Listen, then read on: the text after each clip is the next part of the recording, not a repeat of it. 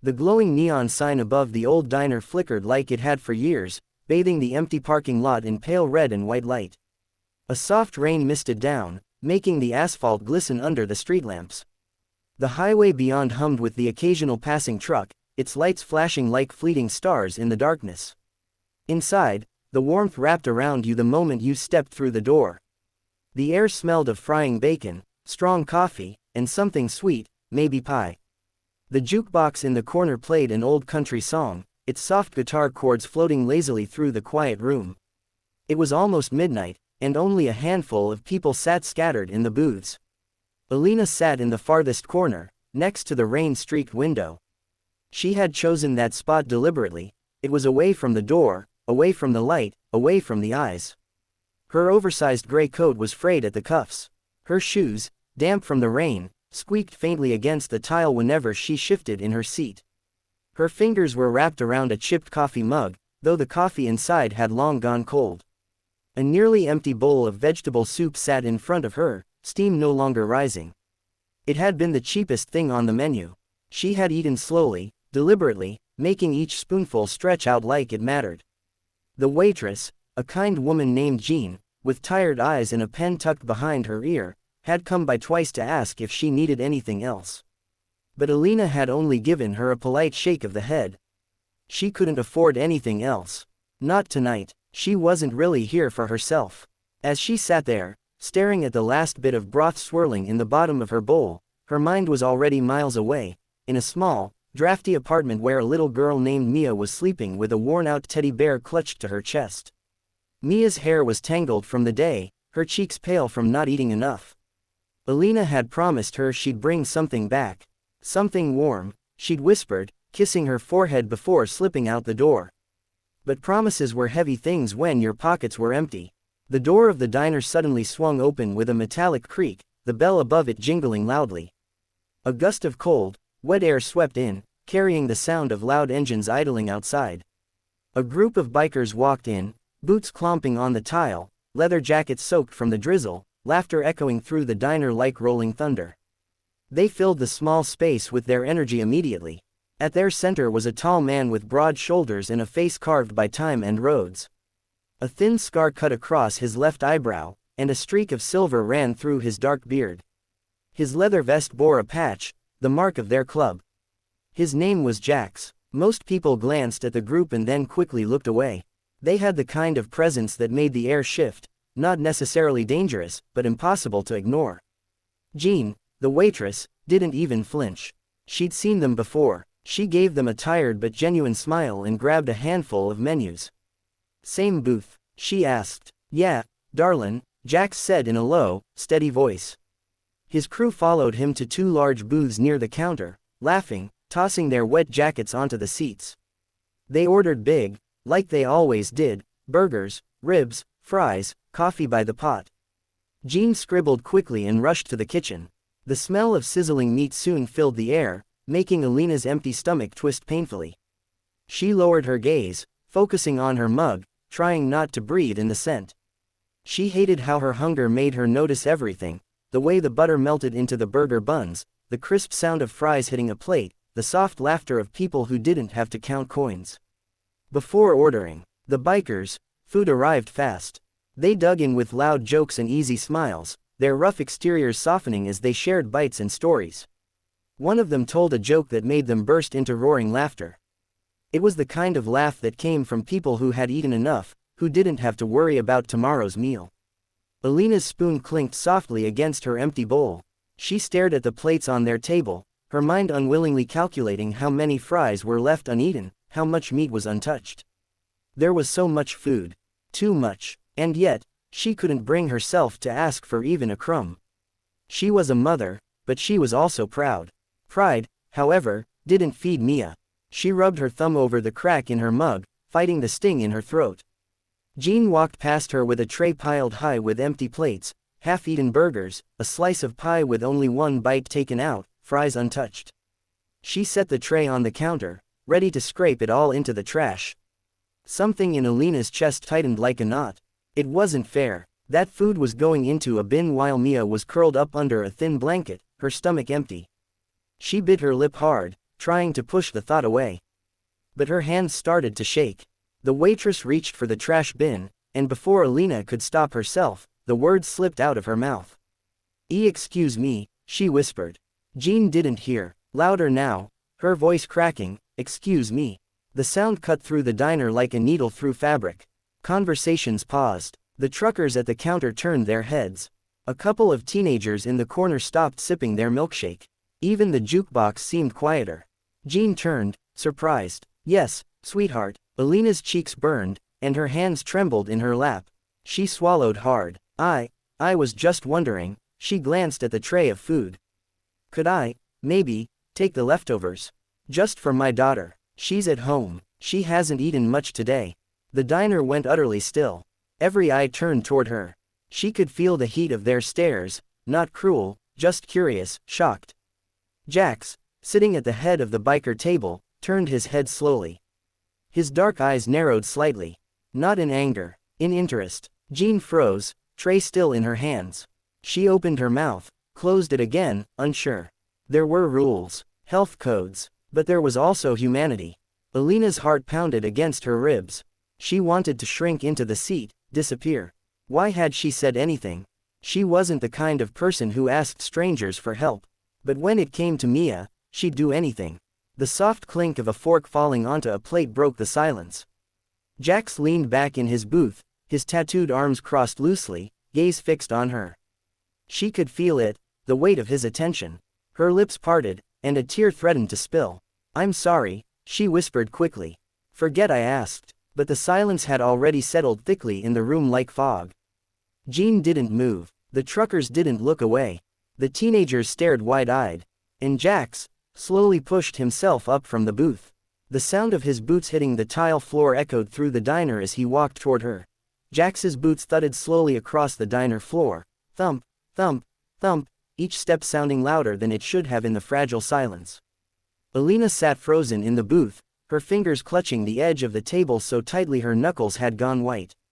She wanted to disappear, to melt into the cracked vinyl seat and pretend she'd never spoken. Her heart pounded so hard she could hear it in her ears. Jax stopped right beside her table. Up close, he looked even bigger than she'd imagined, broad shoulders wrapped in worn leather, tattoos curling like dark smoke up his arms. Rainwater still clung to his jacket, glistening in the diner's warm yellow lights. His face was rugged, his scar more visible now, and yet, there was something human in his eyes. Something that didn't match the rough exterior. "You said," his voice was deep, steady, "for your daughter." Alina's throat felt dry. She forced herself to nod. "Yes," she whispered. "She's 6. She likes fries."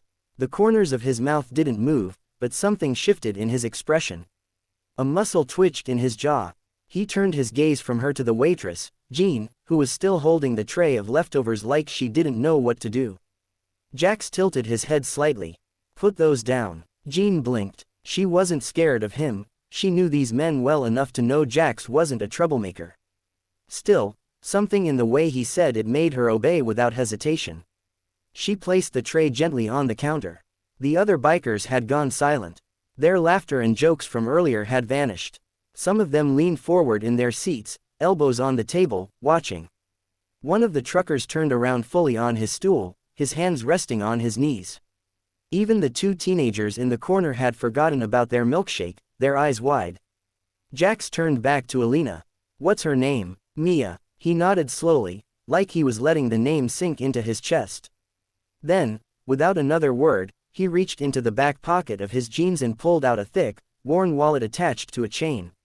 It looked old, like something he'd had for years, but full, stuffed with bills and receipts. He flipped it open and pulled out a few bills at first. Then he paused, glanced at the untouched plates on the tray, and pulled out more. "A lot more." "She's not eating scraps tonight," he said. His voice was low but firm, the kind of voice that didn't invite argument. "Jean, pack her a hot meal. Big burger, fries, pie, maybe a milkshake, too." Jean hesitated. "Jax, that's a lot." "I said pack it," he interrupted gently, not harsh, but with finality. Alina shook her head quickly, panic flashing in her eyes. "No, I didn't mean to ask for that. I just thought maybe the leftovers." Jax crouched slightly, bringing himself to her eye level. His leather creaked as he moved. Up close, she could see faint lines on his face, not just from age, but from living. From carrying weight. Hey, he said quietly, steadying his voice like someone talking to a frightened animal. I've been hungry before. I know what that feels like. No kid should fall asleep with an empty stomach. Not on my watch. Her breath caught. No one had ever said something like that to her. Not like this. Not with such simple conviction. Jean hurried to the kitchen, calling out the order. A moment later, the sounds of sizzling and clattering filled the diner again, but softer this time. It wasn't just a kitchen at work, it was something warmer. Alina stared down at the table, blinking rapidly. She hated crying in public. She'd done it too many times already in her life. But this time felt different. The tears weren't just from pain, they were from something she hadn't felt in a long time. Kindness. Jax shifted his weight, resting one arm on the back of the booth. You got a place to stay? She hesitated, then nodded. A small apartment, just me and Mia. He nodded again. That's enough. You're fighting. That's what matters. The other bikers were still quiet, but their faces had softened. One of them, a burly guy with a shaved head and a beard, leaned toward another and whispered, "She's got a kid." The other just nodded slowly, a strange look on his face. Respect. Jax didn't stop there. He turned to Jean, who'd returned with 2 large paper bags, warm and heavy with food. Throw in a pie for tomorrow, he said.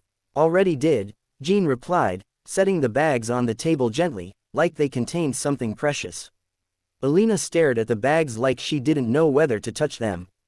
I don't know what to say. You don't gotta say anything, Jax replied. He pulled another folded $100 bill from his wallet and tucked it into the side of one of the bags. That's for tomorrow, and maybe the day after. Her hands flew up. No, I can't, I didn't ask for money. I know, he said calmly. But I'm giving it anyway. You don't have to earn it. Your kids already earned it by existing. A tear slid down her cheek before she could stop it. She quickly wiped it away with the back of her hand, embarrassed. But Jax didn't look at her with pity. He just gave a small nod, like he understood everything she didn't say out loud. Someone clapped softly. It was one of the truckers. Then another followed. Soon the entire diner wasn't silent anymore, it was humming with quiet respect. No loud cheers, no pitying stares. Just a quiet acknowledgement of something good happening. The teenagers whispered something to each other. One of them pulled a $10 bill from his pocket and walked up shyly to Alina's table. I want to help too, he said, cheeks flushed. He set the bill next to the food and walked back quickly. Alina covered her mouth with her hand, her chest heaving with silent sobs. She wasn't used to this. People usually turned away, pretended not to hear, but tonight, strangers saw her. Jax straightened up, his shadow falling long across the diner floor. What time's your girl wake up? Early, Alina whispered, still clutching the bags like they might vanish. She always wakes up early when she's hungry. He gave a small, rough chuckle. Yeah, kids do that. Then his expression softened even more. You tell Mia she's got people out here who care. Even if she doesn't know us. She nodded slowly. I will. Jean walked up behind him and gently placed a cup holder with a small chocolate milkshake on the table. For her, she said with a smile. Extra whipped cream. Alina's lips trembled. She hadn't smiled in weeks, not really.